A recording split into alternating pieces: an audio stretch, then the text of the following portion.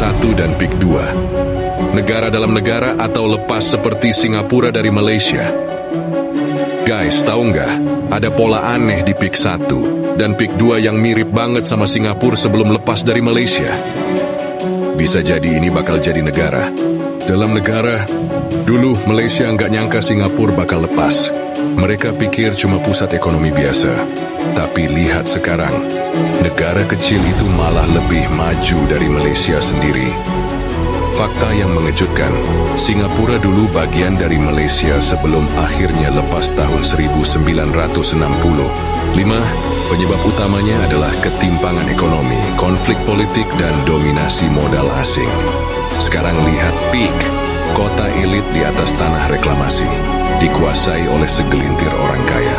Kenapa PIK 1 dan PIK 2 bisa jadi negara dalam negara? 1. Dikuasai konglomerat dengan koneksi global. PIK bukan cuma milik Indonesia. Ada investor asing yang menanam modal besar di sini. 2. Isolasi sosial dan ekonomi. Lo perhatiin nggak? PIK itu beda banget sama Jakarta dan Banten. Dia mewah, eksklusif, dan seperti bukan buat semua orang. Bahkan tempat nongkrong dan harga makanannya aja lebih mahal. 3. Berdiri di lahan reklamasi. Sama kayak Singapura, PIK juga dibangun di atas tanah. Reklamasi. Kalau tanah ini makin meluas dan makin mandiri, apa bedanya sama wilayah otonom? Pertanyaannya, apakah ada motif terselubung? Jangan-jangan ini bukan sekadar proyek properti.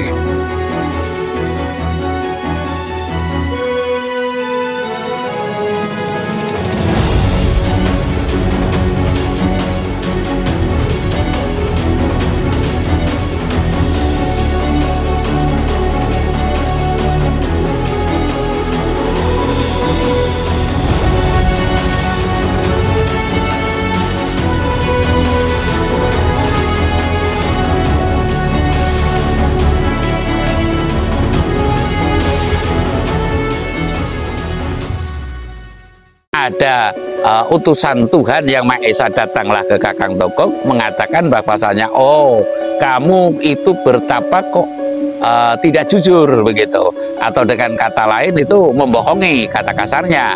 Nah, nanti kamu tidak akan mencari makan kalau tidak berbohong. Kata kasarnya itu berbohong, atau pengelabuan kalau kata halusnya. Jadi manakala nanti kamu sudah menjadi indang bumi yang diemong oleh kamu, manakala tidak pengelabuan, niscaya tidak ngetut alam pikir, itu akan sulit mencari makan. Lah, untuk krenah atau untuk tumbale daripada mohon maaf kasarnya ngomong itu, apus kromo itu adalah sukanya berpikir dan berdagang.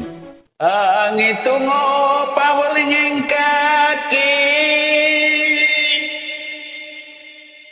Sabtu palon pamono swantara.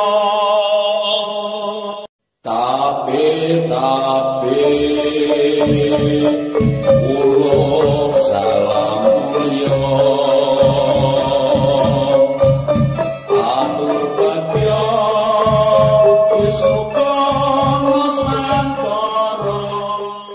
Om bilahing jati nuhuni ajata jati lul gunusantara tapi uluk salam mulia. Saya melihat di beberapa YouTube ya, di media sosial itu banyak sekali ada beberapa yang mengatakan, baik dari lembaga maupun secara pribadi, dengan adanya pembangunan PIK 2 Pantai Indah Kapuk 2 yang rencananya juga seperti kemarin di Tangerang, itu ada pemagaran laut, kemungkinan juga akan dijadikan PIK 3 atau PIK 4 hingga PIK 9 mungkin. Dan lalu timbul celoteh atau dugaan bahwa PIK 2 di antaranya kemungkinannya nanti dugaannya bisa menjadi negara di dalam negara, seperti kalau dalam sejarah itu kelihatannya Singapura dulu itu adalah merupakan bagian daripada negara Malaysia. atau kerajaan Malaysia. Namun tahun 65 atau berapa itu mendeklarasikan diri dalam sebuah negara yang merdeka, intinya Singapura. Lah, mungkinkah pembangunan PIK ini, karena sudah ada PIK 1, PIK 2, dan lalu mungkin nantinya akan reklamasi diperluas yang menimbulkan PIK 3, PIK 4, dan lalu nanti memisahkan diri dari negara Indonesia. Lah, kita melihat sejarah ya, sejarah dan filsafat daripada pewayangan. Saya tidak akan menceritakan yang neko-neko, namun saya sering mengatakan bahwasanya indang dunia itu dari zaman dahulu kala itu ada 3. 1, indang togog. Nah, indang togog ini yang menurut tafsir orang banyak, para sepuh dulu Jawa, itu digambarkan Cina Landa. Lah, kemungkinan besar melihat saya di YouTube, saya belum pernah ke PIK 2 ini, itu pembangunannya adalah menciri khaskan pembangunan dari Tiongkok atau Cina ya. Pembangunan dari Cina ini biasanya itu kalau secara umum itu ya dibangunnya naga-naga, dan dalam pintu masuk itu saya melihat itu juga ada naga, lalu ada kelenteng, lalu ada kota-kota. Lah, saya mengatakan indang di sini, kalau indang togog saya sering mengatakan, bukan berarti saya merendahkan orang Cina, bukan. Namun Cina Landa itu saya sama sekali tidak boleh manusia merendahkan manusia, karena togog itu sendiri kan kakak daripada Semar, gitu loh. Kakak daripada Semar. Lah, kalau Jawa itu adalah indangnya indang Semar. Yang saya maksud adalah sesungguhnya itu adalah saudara, artinya dalam Pakem Jayabaya itu yang namanya Kakang Togog Wijono Mantri mencari adiknya Kaki Semar Bodronoyo. Namun karena indangnya ini indang pikir, kalau Cina itu adalah indang pikir ya. Indang pikir ya mohon maaf semaaf-maafnya, ini kata guru saya. Saya nggak mengurangi dan nggak melebihi.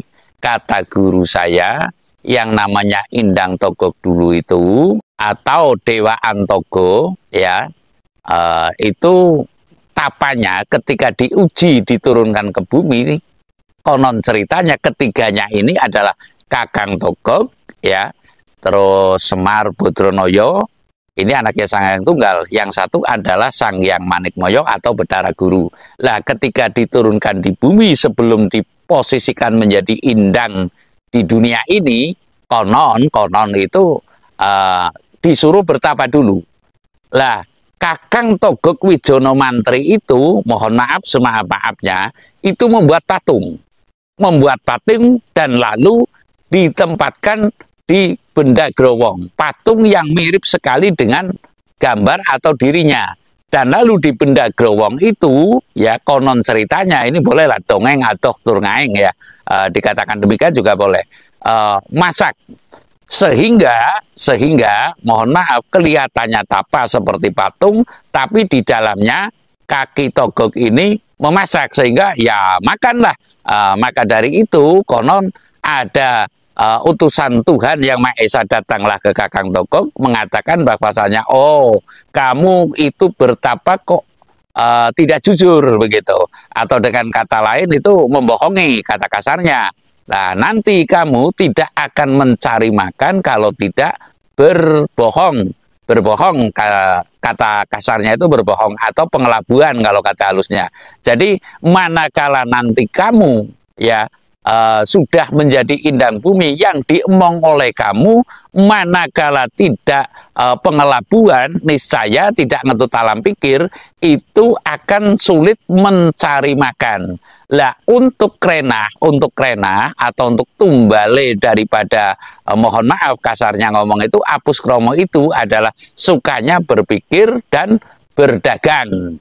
Lah, ini kasunyatanya, ini saya melihat kasunyatan, kata guru saya adalah demikian. Jadi kasunyatanya kalau Cina Landa itu sukanya berpikir teknologi dan lalu berdagang. Ya, sekarang di mana ada etnis Cina ya, rata-rata itu tentu berdagang lah. Lalu Kaki Semar Bodronoyo ini bertapa di tanah.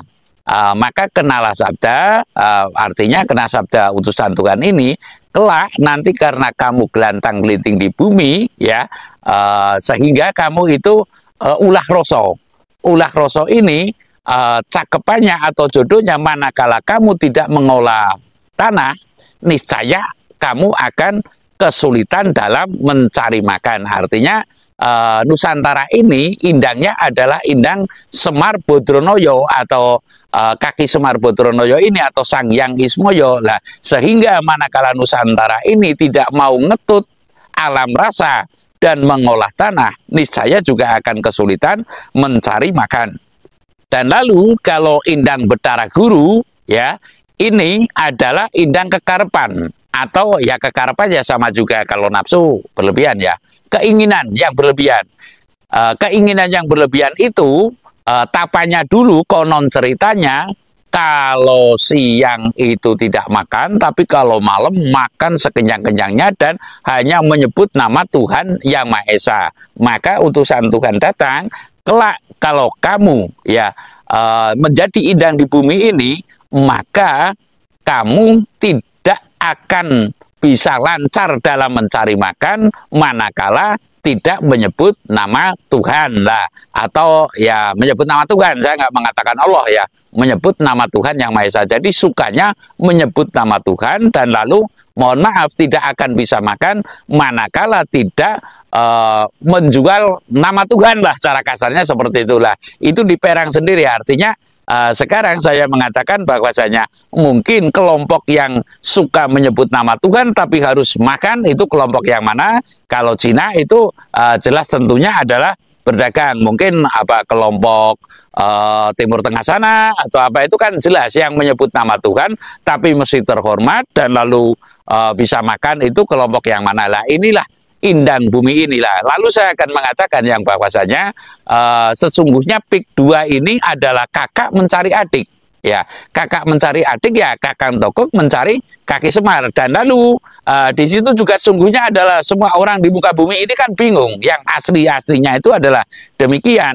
Bingung arah tujuan hidup yang sesungguhnya itu seperti apa. Aslinya manakala boleh fair adalah diwajibkan Kaki Semar itu mengarahkan. Namun Kaki Semar sebagiannya ada yang terpaut dengan indang pikir. Ya, artinya yang dimong Kaki Semar ini ada yang terpaut dengan alam pikir, sehingga ya yang penting bisa makan, yang penting bisa senang-senang. Aslinya adalah momongannya Kaki Togog mencari adiknya, momongannya Kaki Semar, untuk bisa bagaimana hidup yang sesungguhnya, hidup yang tidak sekedar asal makan, hidup yang tidak asal sekedar taunya kaya miskin, pinter bodoh, surga neraka.